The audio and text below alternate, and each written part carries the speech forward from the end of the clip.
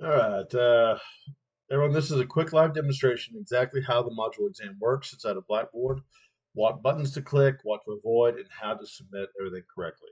Now, this is not a content review. This is just a process because the goal here is zero technical mistakes. So I'm going to go ahead and open up into Blackboard. Now, first you need to access the exam from inside the module, not from the Blackboard calendar. Remember what I told you, if you use that calendar, it screws all kinds of stuff up. The pacing schedule is your honest to God Bible. It tells you exactly what everything is. So let's go ahead to Module 1. And we're inside the Blackboard course. We're going to scroll all the way down past the instructional materials. And I will tell you that Module 2, you start getting a lot less material. This first module just has a lot of stuff that teaches you. Module 2, you'll get to the rift. Now, we have the explanation of exams, and we have the final thing inside Module 1, which is the exam Module 1. So we're going to click on it, open it up. Now, the calendar, I want to repeat this again, will sometimes drop you straight into a submission portal without showing you the instructions, the prep material, or the order of tasks. That's how people miss steps and lose points. So we go Blackboard, open the course, go to the correct module. Now you're going to find the exam, you're going to read the instructions first, you're going to scroll to Module X, click our module, whatever you're on, click the exam item, but don't start it yet. Before you click anything that says begin or start attempt, you're going to do one thing. You're going to read the instruction panel. You're going to look for your due dates and your time limits, the number of questions, the number of attempts, whether it's backtracking is allowed, whether you can review answers after you're submitting it. This is where students get burned by clicking fast and reading nothing. So here we have Module 1 open. You can see for me, because I'm working on a master course, it's past due. And we have the rule, if it's past due, you might still be able to take it, but no points. Now I'm still going to take this. You can see from this module, there are 25 concepts here on the right-hand side. So I've answered at this point 0 of 25. I got a 0. I have one attempt on this. Now this is the one setting reality of this website.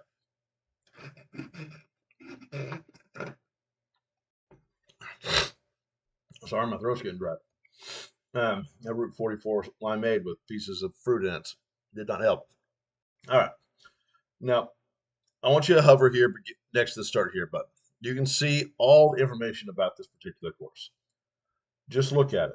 Check and see everything you know about it. Do not open and try this course if your laptop battery is at 3%. When you start it and you click this button, that's it. If it closes, your laptop goes dead, your internet goes out. Once it's started, it is over. So do a quick tech checklist. Say it while you're here on the website out loud. Before I start exam, I'm going to recommend you do Chrome. Have we closed any of our extra tabs? Have we turned off all of our distractions? Do we have a stable Wi-Fi? And if you're on a laptop, plug it in. This is basic, but it prevents most exam failures. Now, once you start the exam, it's going to be pretty straightforward. Hopefully, you guys have seen it. Multiple choice questions, fill in the blank questions, matching questions, a variety of those just standard issues. Now, I have switched off of McGraw-Hill textbook to where everything is inside the Blackboard course itself, so it's causing a lot less technical glitches.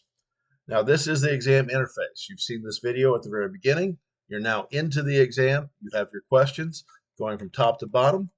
You can answer them as you want. It will tell you how many points, how many questions are remaining, how many attempts are remaining, the due date and times of it, and your maximum points that are allowed for this exam. Now, I really want you to focus because there is a timer on these typically, and it will be down here in the bottom. So if you go past the time, it will automatically submit it for you. Now, you're also going to want question navigation down here in the bottom left. You can jump to questions, or you can jump to just your unanswered questions. It's whatever you want. On the final exam, there will be a next back button to hit next question, back question. Now, we can answer the questions, we read it, we click on the answer we like, we put it submitted, we go through and we take this exam. Now, if you're smart and you've watched this and you haven't started your exam, I'm showing you 25 possible questions that are going to be on your exam. You could go and study for this. I'm just going to answer them randomly, paying no attention to what it is or not, because I don't want to. All right, we got down 24. We know there's 25 questions in here. I have answered 25 questions. If I don't like my answer, I can just click on the other, or you can clear your selection altogether of that hyperlink in the bottom right corner. Now, if you have the refresh button or the back button, if you hit back or refresh while you're inside this, it will refresh the page. It will also shut it down. If something looks weird, don't panic. Click. Just usually it's fine. You're in a classroom. If you're on my face-to-face, raise your hand. If you're doing it in the lab, raise your hand. Someone's going to come help you. Next, we're going to hit submit. If you're submitting late, it will give you your grade. It will show you that, hey, man, you didn't answer this particular question, question 21. If I could either say to myself, oh, damn it, I don't care, and hit submit, and that's going to count that question wrong. Or I can hit cancel, and I can go back, and it's going to show me question 21. Jump straight into it. This is where my question filters are, unanswered questions. Now we're back in all. We hit submit late. We got the submit test pop-up has come back up. And then we're going to hit submit. Now what this is going to do is going to give you a submission window. It's going to tell you when you submitted. You can download your submission confirmation. That's just the receipt. Uh, it's good to download this confirmation because if it submits, it shows you this, but it doesn't show me. All you have to do is show me this download submission, and I'm going to go back in and give you an extra time. If you don't have this, and I'll just show you what it looks like right here. It's a text that pops up, shows what time, date, everything was submitted. Then when you come back and say, hey, Professor P, I submitted, but I didn't save this, I'm going to say, yeah, my system doesn't show that you submitted, so we're at 0.